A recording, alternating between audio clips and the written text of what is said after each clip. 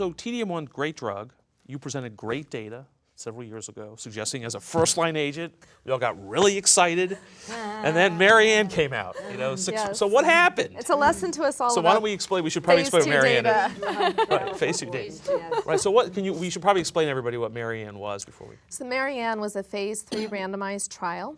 It was a 3-arm study comparing taxane, whichever investigator chose, plus trastuzumab. So there is no arm of THP. Taxane trastuzumab versus TDM1 plus placebo or TDM1 plus pertuzumab. So it was begging this question of, will the addition of pertuzumab and trastuzumab in the TDM1 component be better than TDM1? But it was the big question, is there a role for TDM1 in the first-line HER2-positive setting? Is it going to beat docetaxel and trastuzumab or paclitaxel and trastuzumab? The TDM4450 study that you just were speaking about was a smaller phase 2 randomized study, non-blinded, that looked at docetaxel trastuzumab versus TDM1, and there was a very nice 5-month progression-free survival benefit with the use of TDM1 and about half the level of grade 3/4 toxicity. So we were all expecting that the MARIANNE study was going to show this data. Now, MARIANNE was set up as a non-inferiority design where they compared TDM1 versus the standard of care arm, the taxane trastuzumab, and what they showed was TDM1 arms, neither of them, or they were non-inferior to the taxane trastuzumab. So they met that part of the equation, but they were not superior. So everyone has interpreted this as a negative study because it didn't show that benefit over first-line trastuzumab and taxane. There was less toxicity. Patients did stay on TDM1 longer when you look at the duration of therapy in the different arms. But with the survival data that we have for THP with Cleopatra, I don't think any of us are really using TDM1 in the frontline setting because we aren't seeing that sort of result in this study. And pertuzumab added to the TDM1 didn't appear to add much. That was the other kind of surprising feature of this study. Although numerically they clearly were, especially in the pretreated population.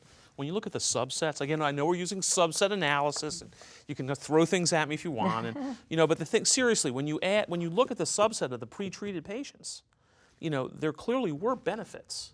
To in the the TDM1. taxane pretreated patients, who in my clinical practice I don't see as much, but I think it's hard. Those are small numbers. I know, they're small it's numbers. Quite intriguing. But, it has to be considered. But I do give TDM1 first line sometimes. Older patients, People, who don't want to people lose who their won't hair. lose their hair. Right. You got it, yeah. Right. So clearly, for whatever reason, TDM1, and it was a disappointment because we're all looking really forward to that being the regimen of choice. But okay, so we use it second line and beyond. What about using everolimus? What about BOLERO-1? Yeah, so we presented the BOLERO-1 study looking at inhibiting mTOR in patients with HER2-positive disease. There's fairly good preclinical data, some from our own lab, a lot from other people's labs, looking at PI3 kinase AKT-mTOR inhibition in patients with HER2-positive disease, showing that you can circumvent resistance pathways. There were good phase 1 and phase 2 data that were promising.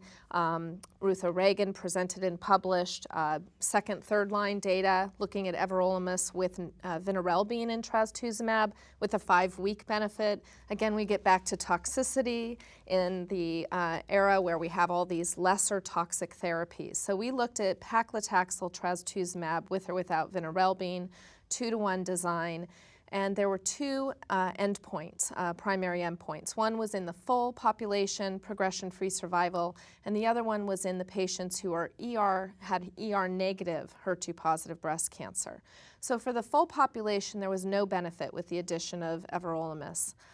In the patients who had ER or hormone receptor-negative HER2-positive breast cancer, there was a 7-month delta in progression-free survival, favoring the everolimus therapy. However, it didn't meet that pre-specified, very stringent p-value that had been set forth when we split the alpha to do that analysis.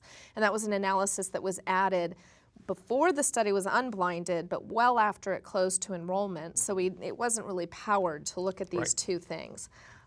So it's interesting, hypothesis generating. Should we be looking at inhibitors of the PI3 kinase pathway in hormone receptor negative HER2 positive breast cancer? Possibly. Should we be looking at endocrine therapy plus HER2 targeted therapy plus PI3 kinase Or CDK inhibition. inhibitors. Or CDK definitely inhibitors. CDK inhibitors, definitely.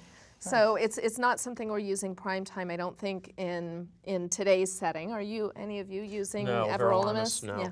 You know, I thought that what I loved your presentation and paper, but what I thought was a very intriguing analysis that came out of BOLERO-1 and 3 was Dennis's analysis of patients whose tumors had activating mutations in PI3 kinase, and that included a lot of archival tumor samples. So it wasn't all metastatic samples, which, PI3 kinase may not be altered as much over time as some other things.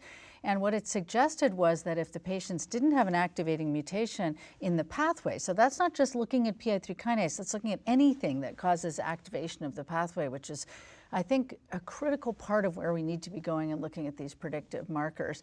And in that, they found a big difference in the population combined of BOLERO-1 and 3, so first and then the second or third line patients. So that, I hope, will translate into something we can learn more about with the new generation of PI3 kinase inhibitors as we move forward. I agree. Yeah. That's a great point. But for now, I think that as a clinical practice-changing thing, probably not.